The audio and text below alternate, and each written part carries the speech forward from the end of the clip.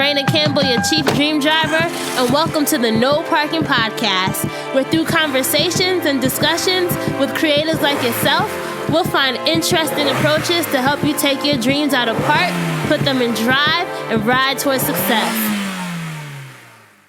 Hey, Dream Drivers. Welcome to episode 46 of the Dreams and Drive No Parking Podcast. And today is going to be a very short minisode about the idea of gratitude and how practicing it will change your life. I want to start this off with being very transparent. This is about the sixth time that I've restarted this recording. I just felt like I was trying to be extra and not just really speaking my truth. When I told my sister that I was going to be doing this minisode, she was like, Raina, be honest, speak your truth. And when talking about the idea of gratitude, right, what's the first thing that comes to mind when you hear the word gratitude? What are you most grateful for? So if someone were to ask me that, I think my gut reaction would be to say that I'm still here. I'm grateful that I'm still here. And let me tell you why I'm grateful that I'm still here. So if you guys listen to episode 29 with Ray Seti, we talk about the car accident that I was in when I was, I want to say I was about a year old. So in 1992, I was in a terrible car accident that involved my mother, my father, and myself. They were coming back from New York, and it was a rainy night, and they crashed into another car, and that accident left my mom permanently disabled, and I had a fractured skull. My mom spent weeks in a coma, weeks in rehab, months just getting her life together. She was about to finish nursing school at Seton Hall. All that halted, all that stopped. She never finished. Me, I was only about a year old. I had just learned how to walk. I had to learn how to do that all again. And I want to go back to my mom. Her left side was basically messed up, and ever since then she's always been slower using her left side of her body, so she walks slower and everything, and she had to only be about 33 at the time. So here I was with this little baby, fractured skull. I remember growing up I had to go to the neurologist about once a month and get CAT scans, x-rays. Up until I want to say about 8 or 9, I used to have to get these annual exams on my head to make sure that my skull had healed properly. If you feel my head now, I still have these little dents in, my scalp. But I bring this up to say, I'm not trying to make this a pity story, but that's the first event in my life that I think really shaped my idea of gratitude before I was even really able to understand how it would impact me, right? As a 1-year-old, I wasn't there saying, oh, I'm happy I'm alive, because I didn't understand the concept. But now as a 25-year-old, I definitely know that moment changed my life for good and for bad. Right? Bad if you think about the negative things that happen from that, but good because I know that everything that happened from that accident really has shaped who I am today. And I think it was the earliest form of resilience that I learned. So as a 1-year-old, being able to come out the hospital and relearn how to walk, relearn all those things that had set me back from the accident, I was resilient. And just being a young kid and hearing people talk about the accident and hearing how, we could have died and we didn't, really made me feel that I was special and that I was still here for a reason. And that's something that I want you guys all to really think about this week or throughout your lives, is that we're all still here, and it's for a reason.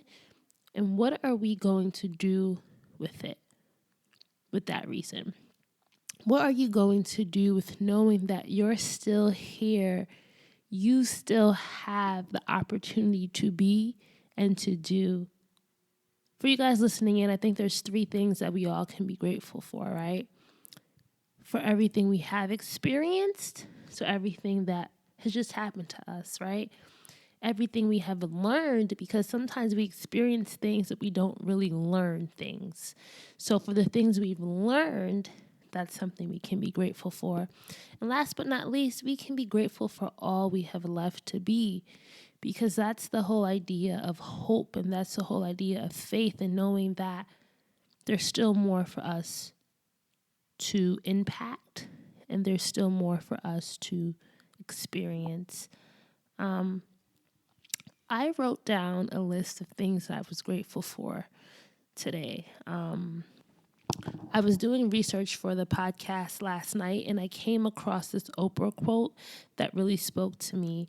And it reads, "If you concentrate on what you have, you will always end up having more. If you focus on what you don't have, you will never, ever have enough." And it hit me in a way because I remember growing up, I always wished that my mom walked faster.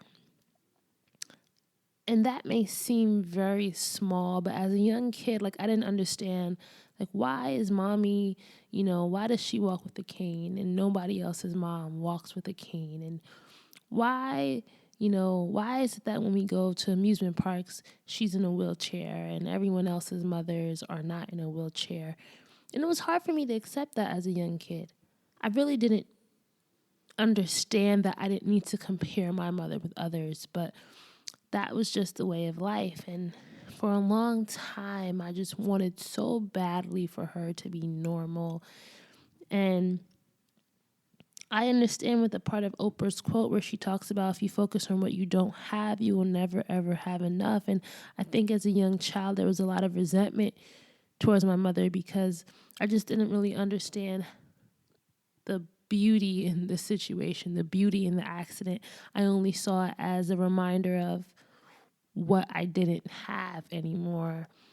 And now as I'm an adult, my mother, and this is going to sound so cliche because I think that a lot of people are thankful for their mothers, but my mother's journey is one that I can I'll never be able to truly tell my mom how much I'm grateful and how much I know she sacrificed and how much of her dreams got put on hold, or how much of her dreams she never pursued because of what happened. And I'm not, in some ways my mom maybe could have done a lot more, but it just didn't end up. Maybe she could have gone back to school, but she didn't. But despite that, she still is one of my biggest inspirations because she's still here and she still has so much more to teach me. And she was my first teacher in, if you're still here, you can make something of yourself. And although she didn't go back to school, she became our teacher and she was able to stay home and raise us. And that experience within itself, I think, has also greatly impacted who me and my sister were able to become. Without my mom staying home, we probably couldn't have gone to the middle school and high school that we went to because we would have nobody to drive us to school. There's just so many things that I think as an adult now I can process and look back on. And gratitude is something that is a process. There are some things that we will never be grateful for until we lose it or until we realize why we need to have it. So for you guys listening in, this is a very different podcast from what I normally do on Dreams and Drive, and it may seem a little spacey or whatever, but I just want to say, find that one thing that you're truly grateful for. And when you're in those moments where you're just doubting, you don't really feel like you have an answer, think about that one person or that thing that really was a defining moment in your life. And without it, you wouldn't be who you are today. And know that that moment or thing was put in your life for a reason. And in the episode with Ray Seti, where I talked to him about the accident, I realized that the accident itself has always been a metaphor in my life. My life was going to end in a car, but it didn't. And here I am now, 24 years later, as the host of the Dreams and Drive podcast.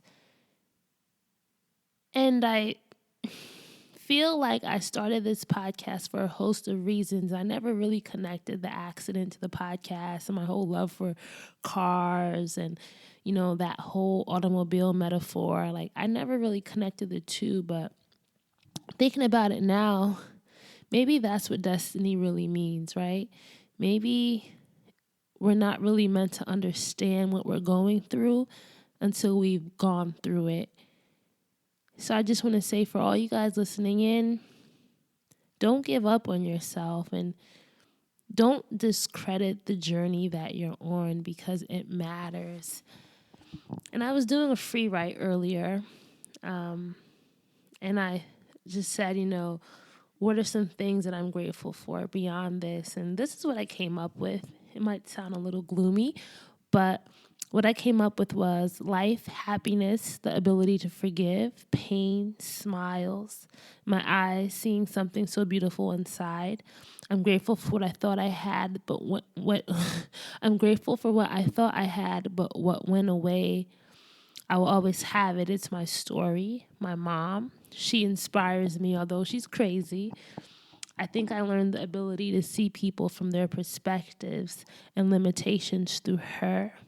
My dad, for teaching me that being able to talk to people no matter what matters, good and bad. My sisters, for loving me. There's probably more that I'm grateful for, but that was just the things that I thought about within the time period that I gave myself. So let's go back to that Oprah quote. If you concentrate on what you have, you will always end up having more. If you focus on what you don't have, you will never, ever have enough. So for everyone listening in, right, like, concentrate on what you do have, the people that you have in your corner, the things that you have experienced, because that's what's going to help fuel you as you keep going, as you keep driving.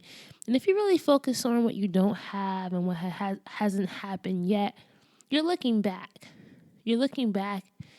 There's nothing to gain from focusing on what hasn't happened to you. I hope that you guys take from this story that, I guess, bad things, good things can happen from bad things.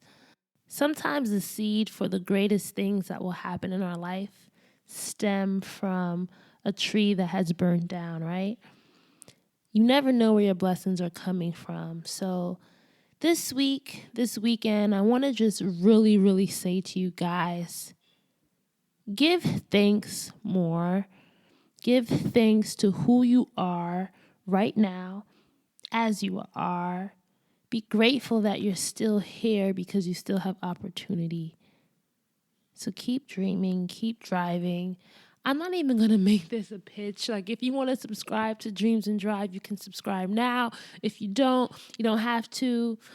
Check out our site, www.dreamsanddrive.com. Follow us on social at Dreams and Drive.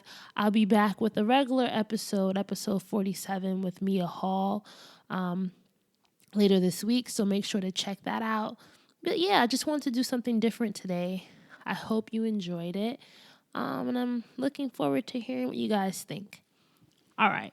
Bye.